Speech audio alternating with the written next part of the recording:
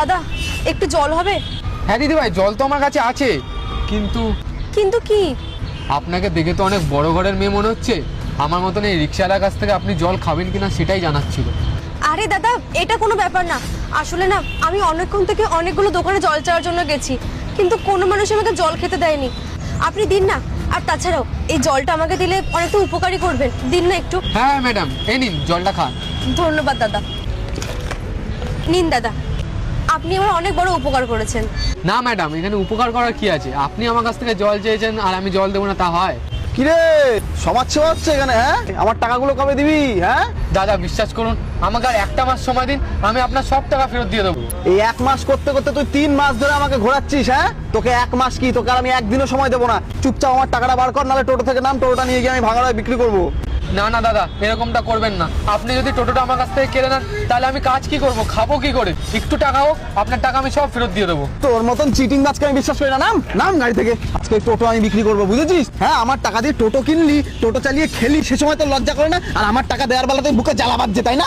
টাকা দিবি না, এবার আমি এই টোটো নিয়ে যাবো, বুঝতে পেরেছিস? সরে যা আমার চোখের সামনে থেকে। বিশ্বাস করুন, আর 2 দিন সময় দিন, আপনার সব টাকা আমি ফেরত দিয়ে দেবো, দয়া করে। পাছার আমার ওই নোংরা হাত আমার পায়ের থেকে সরা, সর। চিটিংবাজ, টোটো কি করে নিয়ে যায়, বেচবো আজকে আমি।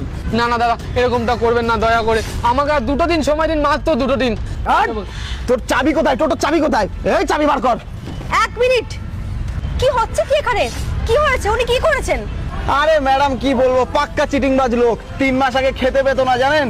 বললো যে দাদা টোটো চালাবো, কিছু টাকা ধার দাও। আমি ভালোবেসে মায়ায় পড়ে টাকা ধার দিলাম, আর বেটা 3 মাস হয়ে গেল আমার টাকা ফেরত দিচ্ছে না, ঘুরিয়ে যাচ্ছে। চিটিংবাজ, আজকে এই টোটোটা আমি বিক্রি করে ম্যাডাম একে উচিত শিক্ষা দেবো, আপনি খালি দেখেন। আচ্ছা, আপনি কত টাকা পান?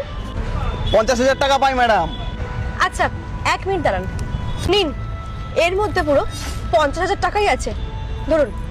আর হ্যাঁ, টাকাটা নেওয়ার পর যেন ওনাকে ডিস্টার্ব না করেন, আর এই জায়গায় যেন আপনাকে সেকেন্ডবার না দেখতে পাই, ধরুন।